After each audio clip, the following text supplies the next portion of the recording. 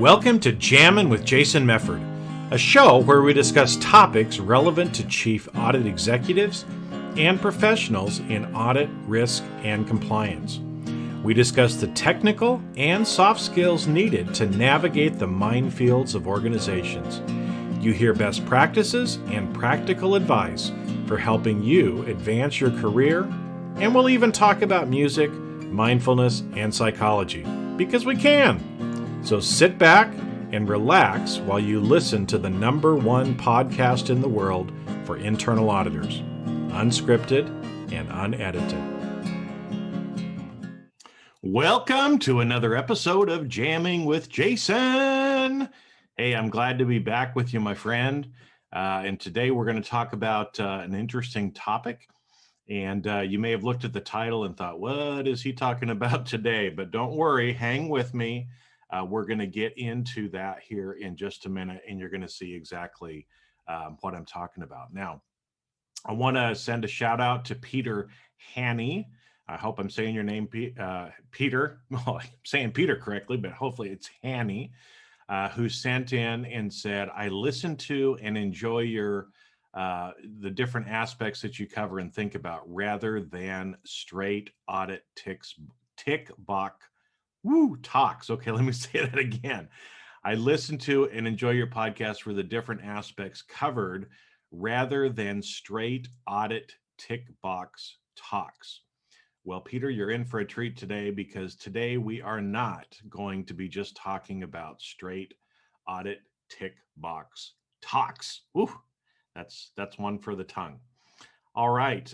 So if you are a regular listener, please make sure and send me a message through LinkedIn so that I know that you're listening, and let me know what you like the best about the podcast so I can do more of that because really I'm here to serve you and, try to bring you messages and information that I know will be helpful for your career as well as for your life. And so today our topic we're going to be talking about both is important for you from a career perspective, but also for your life. And it's around change and the courage to actually change. And I say that, I use, those two words, the two C words, courage and change go together. Because honestly, once we get used to doing something, we get in our little rut and routine, it requires courage for us to actually change. Okay. It's much safer. It's much easier to just sit there and keep doing the same things you've been doing and to keep believing some of the same things that you have been believing for a long time. And it actually takes courage to step out of that, to think differently, and to, sometimes actually question some of the things that you've been taught for your whole life. Because what I will tell you is we get indoctrinated, we believe certain stories, and often it's bullshit. Okay. And we don't realize it until we take time to kind of stick our head up, stop and critically think about it. And again, for all of you that are auditors, you should be critically thinking as well already. So today we're going to go through and we're going to talk a little bit about change and some of the changes that you need to have the courage to actually start doing things differently. Okay. Now, as I said, kind of hang on with me because this is all going to make sense and I'm going to wrap it all up at the end. So make sure, whatever you do, hang with me the whole time and you'll actually see how this all comes together. Okay. Now, first off, I want to tell you a little bit about myself to kind of tie in what I want to talk about today. I currently live in the Los Angeles area. I moved down here probably, it's been 15 or 16 years ago, probably now. But I grew up in Boise, Idaho. And so Boise it's kind of a smaller city. Excuse me, I got a little frog in my throat today. There's between 3 and 500,000 people that live in that area, but it's rather remote, to other places. The next biggest cities were 6 to 8 hours away from us, and so we were really kind of secluded in that particular area, and so kind of living in this little bubble. Now, I grew up in a family that was very religious, and in that particular area, there were a lot of very religious people. Particularly, I grew up Mormon, and Utah, Idaho, a lot of the western U.S. was actually settled by Mormons, and so like I said, I grew up in a family that was Mormon, that was actually very religious. So from a small child, I started going to church. They had me reading scripture. I was learning all these different things, and I was being indoctrinated, and I was learning and believing what I was being taught. Okay? And I didn't know any different because that's all I had as a kid. Right? Here it is. My parents are actually telling me what I'm supposed to do and what I'm supposed to think. Leaders in the church are telling me things, teaching me things, telling me what I need to think. And as a child, I didn't really question too much about that, right? Because as a child, you usually just kind of go along with what the authority figures are telling you. This is what you're supposed to believe. It's part of the normal indoctrination that we all get as children. Now, as I started growing up, I got to my teenage years, there were certain things about the religion that I started questioning. I started having questions about, I started wondering, well, how can that really be true? That doesn't make sense to me. Maybe that doesn't feel right with who I believe that I am as a person. But I tried to just push those things away for a long time. I I went forward, continued to try to be a good boy, make my parents happy. I ended up going on a Mormon mission. That's one of the reasons why I speak German. I spent 2 years in Germany as a Mormon missionary, and it was a great experience for me to be able to get out and see that country, learn the language, get to know other people outside of the little bubble area that I had grown up in Idaho. Okay. And, that started to open my eyes a little bit more to life being different and people believing different things than I was taught in my little bubble as I was growing up. Okay. And so I finished my mission. I came back home, got married fairly early, continued in the church. But as I grew older and older, more of those things kept creeping into my mind. I'm not quite sure that I believe that. That doesn't make sense to me. How come it's this way? Again, as I said, I continued to just kind of go along, even though I was having some of these thoughts. I didn't have the courage at that point to really change. I just went along with what I was being taught and felt like, well, just because I don't understand and just because it doesn't maybe make sense to me, I must be the one who is wrong. And so, as I said, I continued down that path. Now, again, as I've grown as an adult, I moved down here to California. Again, much, much bigger area, right? I mean, I grew up in a place where there were, and when I grew up there were only maybe 2 or 300,000 people. There's probably 500,000 there now. But I moved down to LA where, in the area down here, there's 20 to 25 million people, which is quite a big difference. And so I started, getting introduced to other people who believed other things. And what I started to find was a lot of these other people believe some of the same things that I do. And some of those things don't really line up with what my parents and the leaders in my church growing up had taught me. And so it made me start to realize that I wasn't the crazy one, right? That there were other people around who actually believed the same way that I did. Now, whenever we become indoctrinated, and I use, my example with religion, because that is a perfect example, and especially if you've been raised religious and then later on in your life you decide that that's not really for you. It takes courage to change and start to believe or start to live a different way than what you were taught the whole time growing up.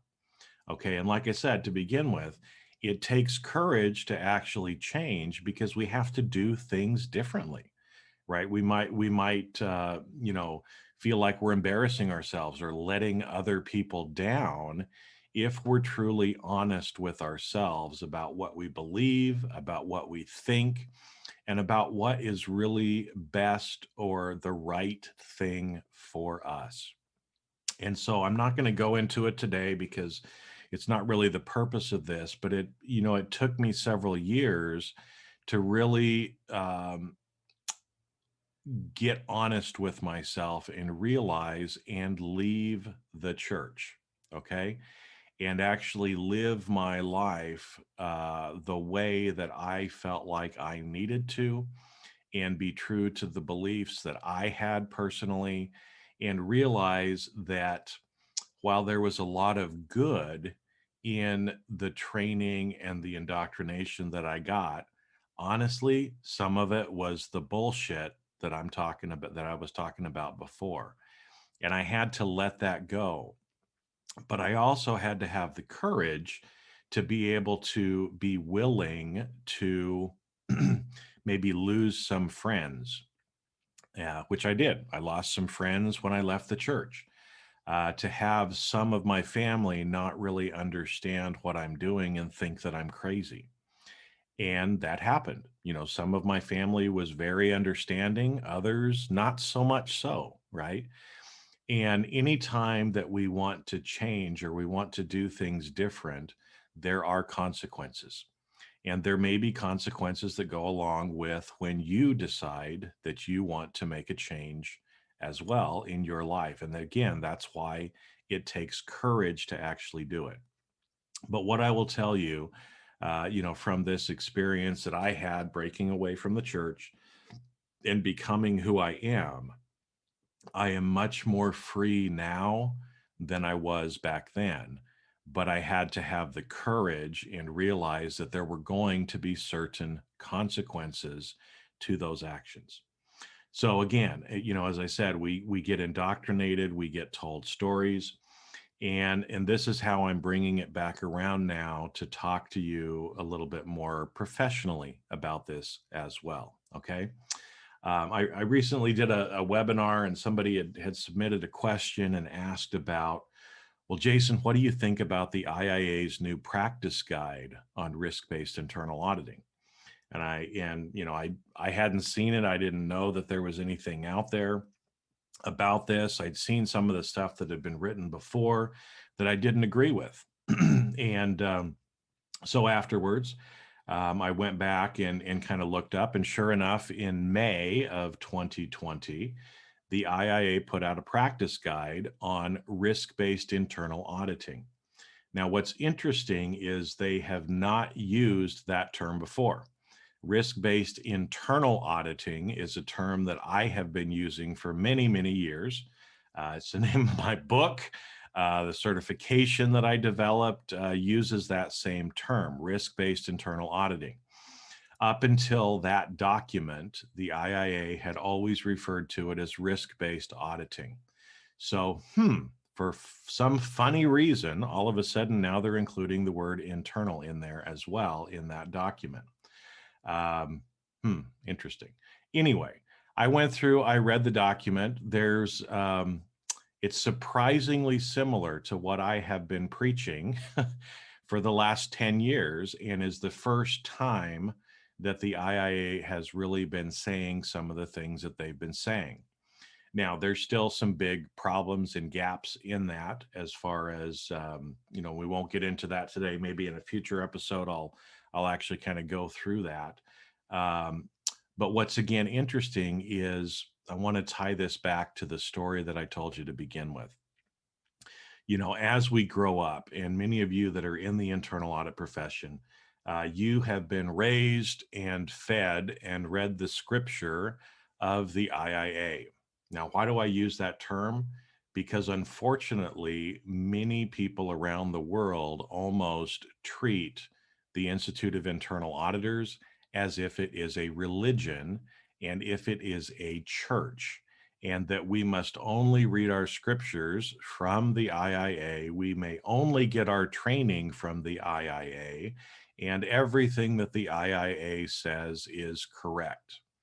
Now, just like in religion, I'm going to tell you some of it is good and some of it, my friends, is bullshit. Okay, so I'm going to cry bullshit today on that. And what I want you to get you thinking about is, again, is everything that they say the best thing for you? It may not be. But what I want you to start doing is to have the courage to change and to realize that the IIA is not a religion. You do not have to follow everything that they put out there to be a good internal auditor. In fact, if you understand kind of the history of how the IIA developed back in the 40s, how the whole profession of internal auditing started, here's the reality, folks. They were copying external auditing. And external auditing really kind of got started in the late 1800s, early 1900s, with some of the financial crises that we had gotten into at that point. And especially after the Great Depression, there were some new regulations that came out in the US that really started and formalized the practice of external auditing. So thinking about, the big four coming in and actually auditing an organization's financial statements. And so effectively what happened is the IIA really kind of copied a lot of what the external firms were doing about audit standards and about how to audit, and pretty much were just copying it and creating a new thing for internal use within the company. Now, there's been a desire for many, many years for internal auditing to be seen as a profession on an equal plane as a certified public accountant. In fact, I served on a couple of different committees with the IIA talking about this, how we could improve the profession and be seen on a higher status similar to CPAs. Now, I'll tell you, they've been on that road for 50 years. It ain't ever going to happen. And so adding other things like a quality assurance improvement program, having a peer review, all these other things is never going to get internal audit on the same level as CPAs. Why? Because CPAs are actually licenses and a CIA is a certification. Okay.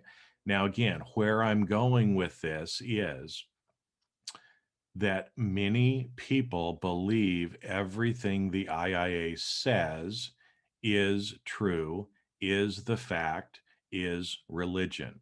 Now, even that document that I referred to, the practice guide, is not something that you have to follow.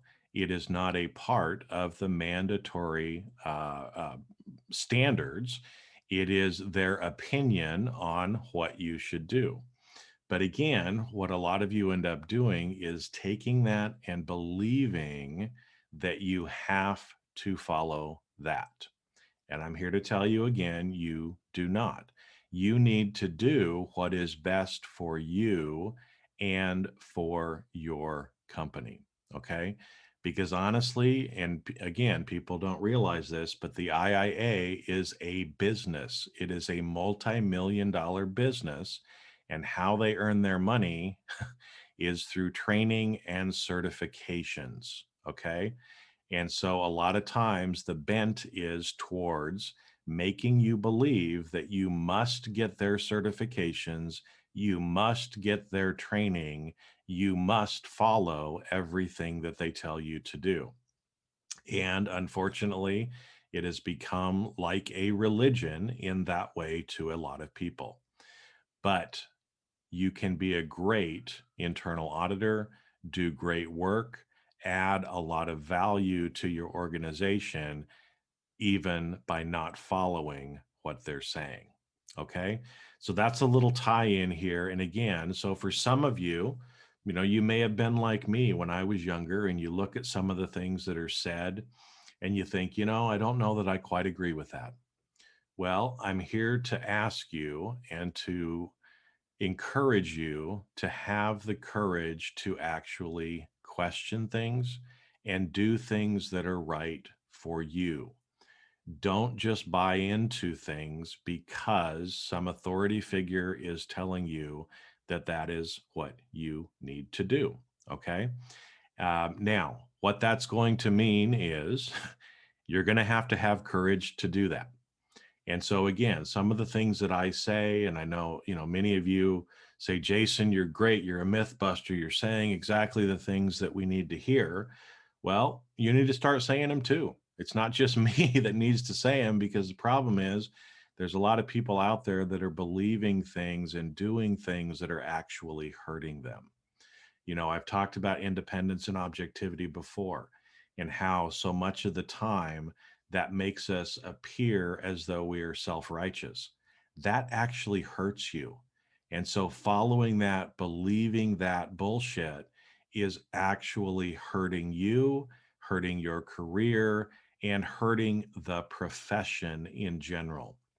And that's one of the reasons why I've become so vocal about it. Is I think we've gotten to a point where some of the things that are being done as a profession are actually hurting the profession more than they are helping it.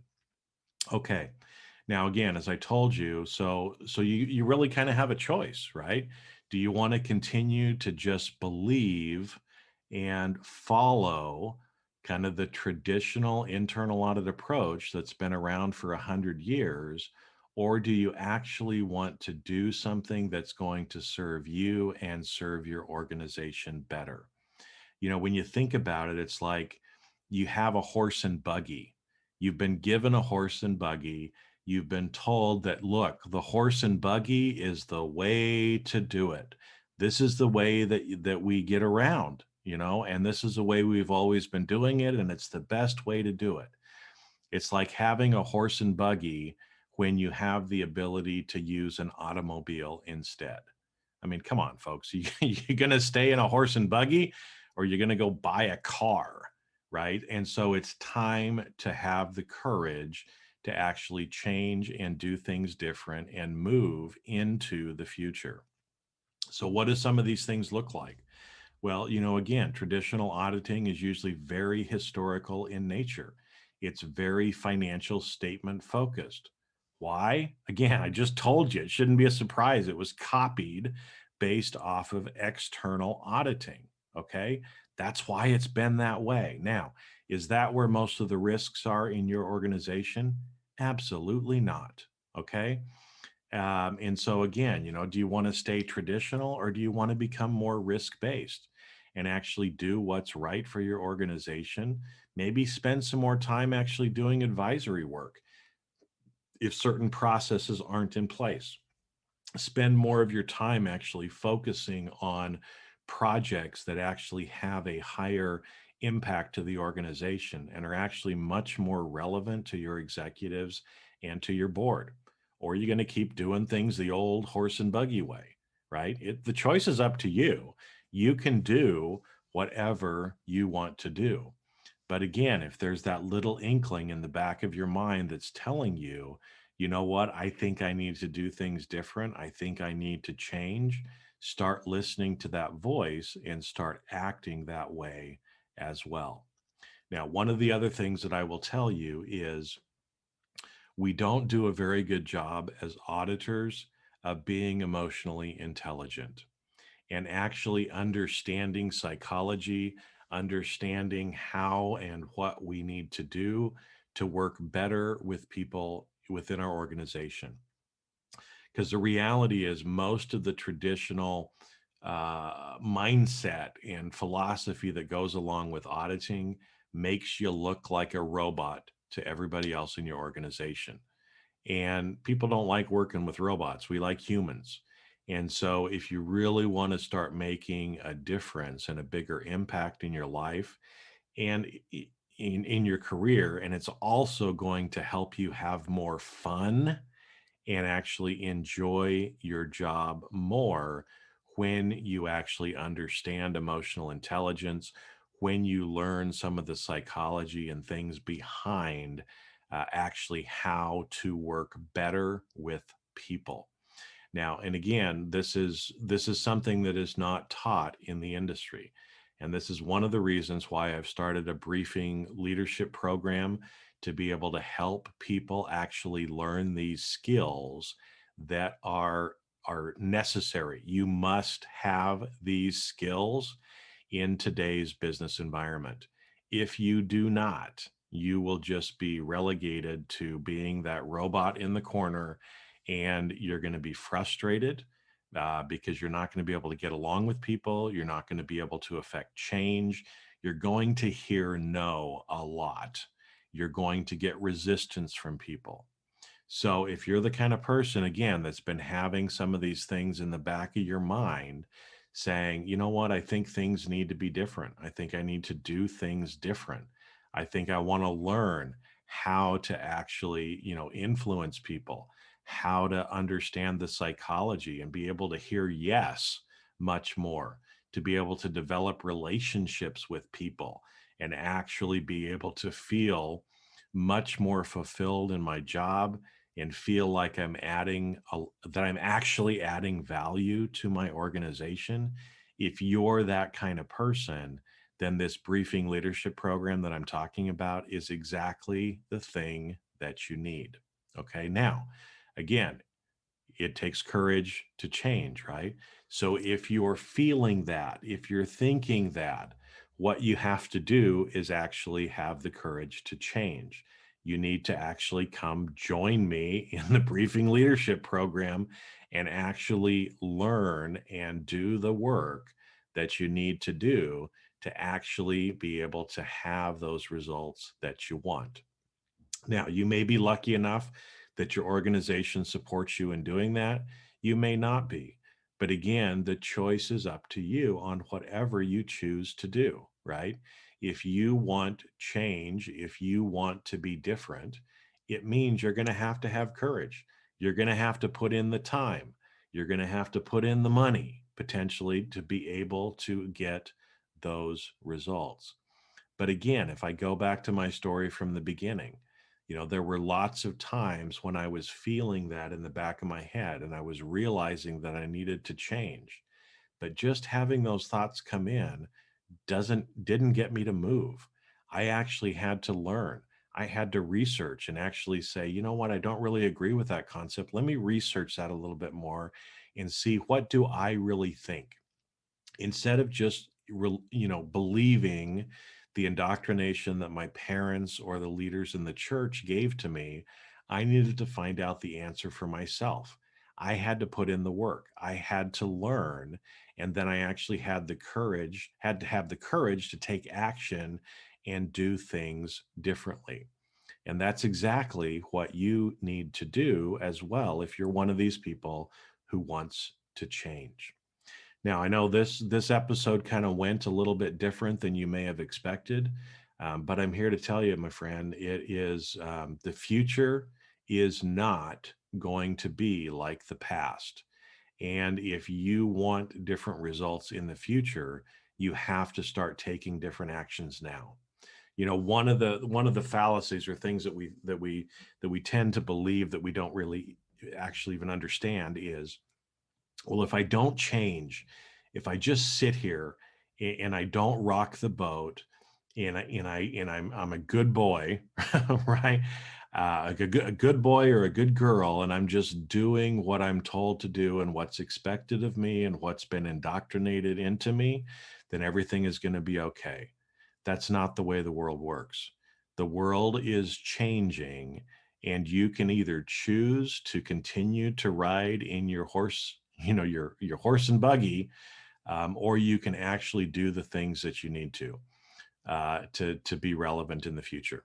Because human beings are emotional beings.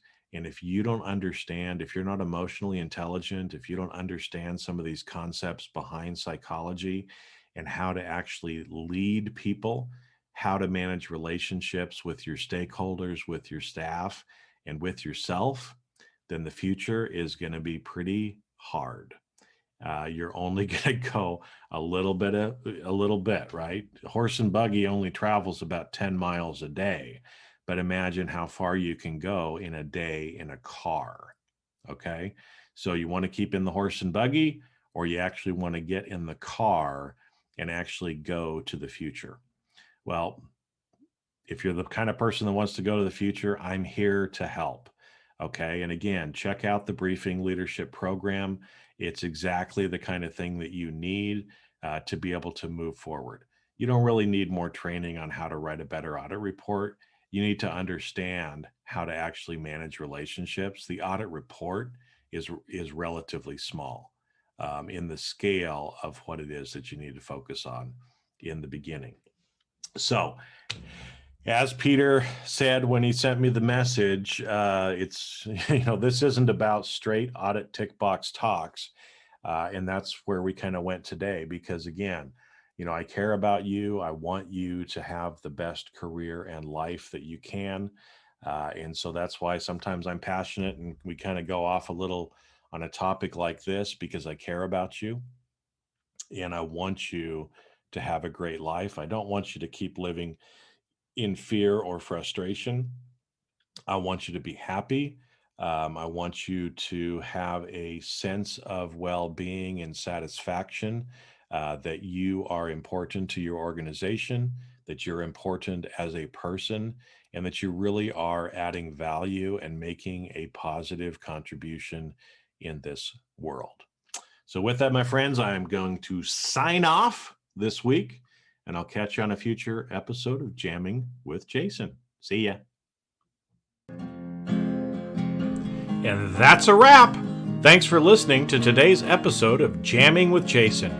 Keep on rocking in the audit world. Have a great rest of your day, and I'll catch you later on the next show. If you'd like to earn continuing professional education for listening to today's episode, head on over to C-Risk Academy at ondemand.criskacademy.com. And that's C as in the letter C, riskacademy.com. Not only do you get a CPE certificate, but you also will have access to the video version of today's show.